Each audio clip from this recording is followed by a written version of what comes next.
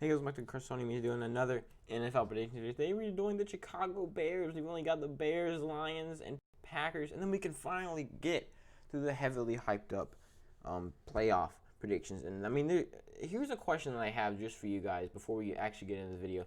Do you guys want me to redo my predictions, like just constantly have it to where I'm posting predictions every day, when I do, because I have already, this is an updated one. I've done my predictions before, then I went a couple months, and now I'm doing them again. Do you guys want me to like do predictions, go to playoffs, boom, I've predicted it once, and then you want me to start over like the following week and do it again to kind of update it throughout the season? Or do you guys just want me to do what I've been doing now, which is I do it once right after the draft, I do it another time right before the season? It's whatever, it's up to you guys. Anyway, let's talk about the Bears. The Bears, they are in a really weird situation. They have a their defense is definitely better than their offense, but their defense isn't good. Okay, this team is probably going to be one of the worst this season. They have two backup quarterbacks fighting for their starting job, and not to mention you've got Allen Robinson on that wide receiver unit. I guess he's okay, and they got Cole Kmet. That might have been the best tight end for them. So they've got they got an okay tight end. Not really they don't really have any good wide receivers. Like I said, Allen Robinson, I guess you consider okay. He's not bad. And they do have David Montgomery and Tariq Cohen in that running back room. That is great. That's pretty good. I mean, their running back room is great. I'll give that to them. Not great, but it's good. It's not as bad as the rest of their team. And you look, they're not going to be able to. I mean, you got Akeem Hicks on that defensive line, I guess, but really they're not going to be putting any pressure on the quarterback this year. I mean, their defensive line has nothing. And then you look at that linebacker unit, and you do have. I mean, they've got. I mean, Khalil Mack, of course, always is a beast, and you've got Danny Trevathan, Roquan Smith. That linebacker unit, they're gonna have a solid. They're gonna have a solid run defense, and then you look at their. You look at their secondary, and really, I mean, you've got Kyle Fuller in there, but other than that, there's really Tashawn Gibson, I guess. So their defense is definitely better than their offense, but I would say that this team is going to be very bad this season. And I mean, dang it, if they were any better, they have an easy schedule for any other team. I mean, look at this. Jacksonville, you play Detroit twice, you play the Giants, Atlanta. Any other team, this would be 3 straight wins. But right now, this might be 3 straight losses. I don't know yet. I haven't figured it out. I mean, let's just get into it. So in week 1, they go into Detroit, and Detroit, they have, I mean, Matt Stafford is a very good quarterback. He's very talented. He is one of the better quarterbacks in the league right now. So their offense is very good. So, I mean, I'm going to have to give this one to them. I think that their offense can probably get over Chicago's defense and start scoring a lot of points, but I don't know if Chicago will be able to get past Detroit's defense, which is pretty good. They have their first home game against the Giants. The Giants go to Chicago, and I think New York wins this game. New York, I mean, Daniel Jones, it's going to be heavily running Saquon Barkley. So this matchup is one of the better for the Bears. As I said, their running defense is better than. It's pretty good. So, I mean, this might be a game that they could win. Out of these, this might be like a very, very close game. But I still think the Giants are a better team all around. They pull this one out. And then they go into Atlanta. And Atlanta, they have Julio Jones, Calvin Ridley. They've got Todd Gurley. That offense is very good. Probably better than I give them credit for.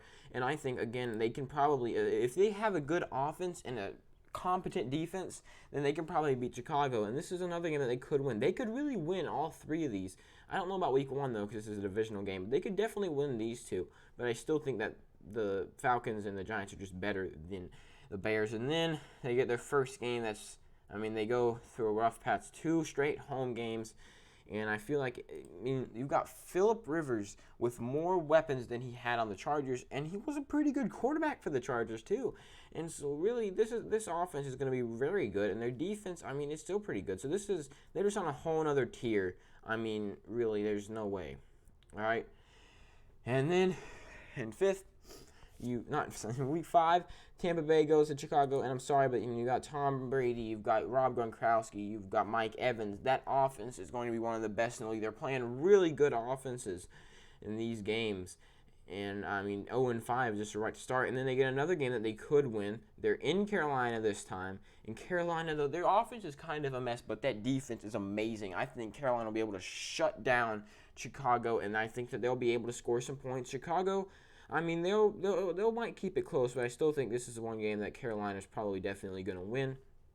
And then Chicago have to play L.A., the Rams, who they have Darrell Henderson, you see, whenever like Todd Gurley's been injured or just hasn't played, or whenever he's gotten snaps just as the second running back, he has looked good. He is a good running back. And Jared Goff, I expect him to take a step up. This offense should be great.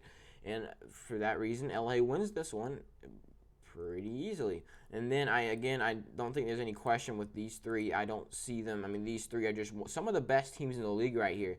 And I really don't know how you could say that they lose to the Bears, all right?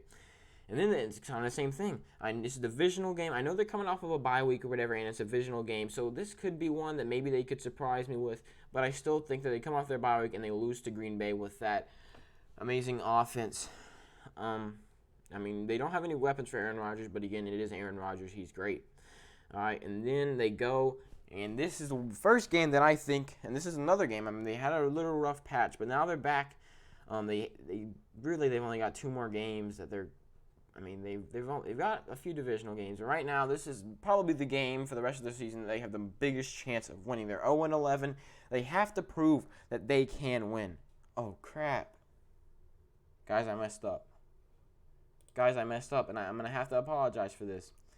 In my Vikings video, I had them beating Vikings. I just now remember that. Oh, I'm so stupid. I have to apologize for that.